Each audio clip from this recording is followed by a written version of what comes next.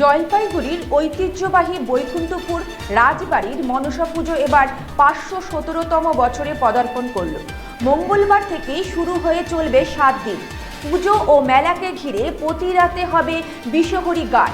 রাজপরিবারের সদস্য লিন্ডা বসু ও প্রণত কুমার বসু পুজোয় উপস্থিত ছিলেন।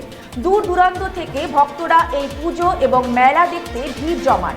আপনাদের আরও একবার জানিয়ে রাখি, জলপাইগুড়ির ঐতিহ্যবাহী বৈকুণ্ঠপুর রাজবাড়ির মনসা পুজো এবার 517তম বছরে পদার্পণ করল। মঙ্গলবার থেকে শুরু হয়ে চলবে 7 দিন। পুজো ও মেলাকে ঘিরে প্রতি রাতে হবে বিশ্বহরি গান। রাজপরিবারের সদস্য লিন্ডা বসু ও প্রণত কুমার বসু পুজোয় উপস্থিত ছিলেন। দূর দূরান্ত থেকে ভক্তরা এই পুজো এবং মেলা দেখতে ভিড় জমান।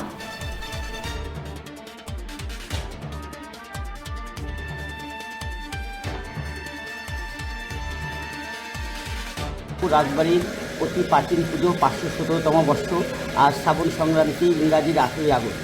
আজ হচ্ছে সকালবেলা রাজ পরিবারের প্রণত বসু পায়রা উড়িয়ে সবার মঙ্গল কামনার্থে পায়রা উড়িয়ে এবং পুরোহিত এবং মাকে বরণ করে পুজো শুরু হলো। আমাদের এই পুজো 18, 19, 20, 3 দিন মা মনসা দেবীর পুজো হবে। এই পুজোকে কেন্দ্র করে যে মেলা বসে সেটা হচ্ছে 18 থেকে 24 তারিখ অবধি। এবং আমাদের মনসা পুজোর বিশেষত্ব হচ্ছে বিশ্বহরি বা মনসা মঙ্গল গান, সেই গানও চলবে। সেই গান হচ্ছে আমাদের জলপাইগুড়ির স্থানীয় পাহাড়পুরের শিল্পীরা এবং ময়নাগুড়ি, রাজারহাট, হলদিবাড়ির থেকে লোকেরা এসে পালা করে গান করে। আর সে আজ পুজো মনসা দেবী এখানে অষ্টমূর্তি হিসাবেই পুজো হয়। মা মনসা দেবীর এখানে অষ্টমূর্তি আছে, সাথে আছে অষ্টনাগ এবং স্বামী জগৎকারমণি, বেহুলা, লক্ষ্মীদার। এটা হচ্ছে রাজবাড়ি, জলপাইগুড়ি রাজবাড়ির পুজো, ঠিক আছে। এটা আমরা অতি গৌরব। এখানে আমরা প্রত্যেক বছরে আসি, মোটামুটি আমি 5-6 বছর থেকে আসি। হ্যাঁ, আর এখানে আমাদের যে মনসা দেবীর যে মাহাত্ম্য বর্ণনা, যে গান 3 দিন ধরে হয়, এই গানে মানে মনসা দেবী কী করে স্বর্গ থেকে মর্তে পুজো পেলেন, এইসব বর্ণনা আমরা সবাই জানি, যেটা মনসা মঙ্গল কাব্যে রচনা করা আছে। হ্যাঁ, এখানে আমরা সবাই আসি, আমরা সকালবেলা পুজো দিতে আসি, অঞ্জলি দিই। মোটামুটি অঞ্জলির পরে তারপরে আমরা মেলা ঘুরি, তারপরে গান শুনি।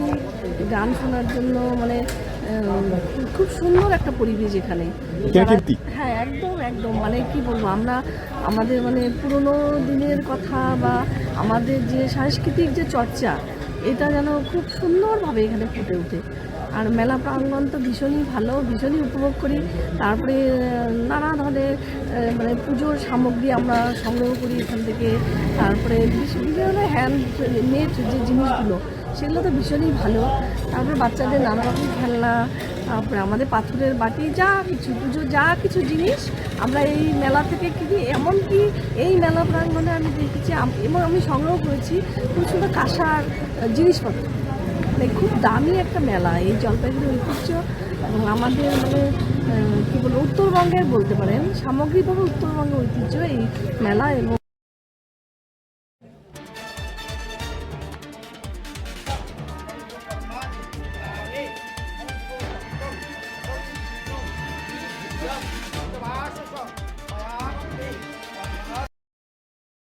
উকি মারেন কেন কর্তা? কে বলে বড় মাছের স্বাস্থ্য দেখে শরীর খারাপ লাগে বুঝি? কি বলে আরে মাছেরা বলছে, এবার থেকে আপনার মাছেদেরও দিন কল্যাণীস প্রিমিয়াম ফ্লোটিং ফিশ ফিড। ঘরের লক্ষ্মী আজই ঘরে আনো কল্যাণীস প্রিমিয়াম ফ্লোটিং ফিশ ফিড। ভাসমান খাদ্য। চোখের সমস্যা বাড়ার আগেই আজই আসুন জীবন রেখা হসপিটাল, আপনার পরিবারের নতুন ভরসা।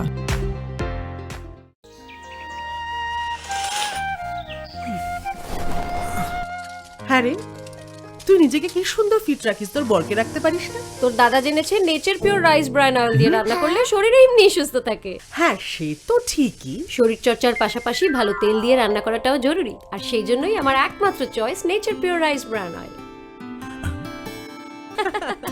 শরীর সুস্থ রাখার জন্য আমার পছন্দের সেরা cooking oil nature pure rice bran oil, সম্পর্কে স্বাদ এনে দেয়। ভারত টিভি, আস্থার আওয়াজ।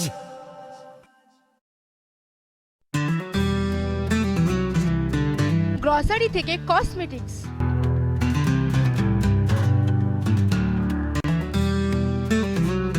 আপনার যে কোনো প্রয়োজনীয় জিনিস পেয়ে যাবেন একই ছাদের তলায়।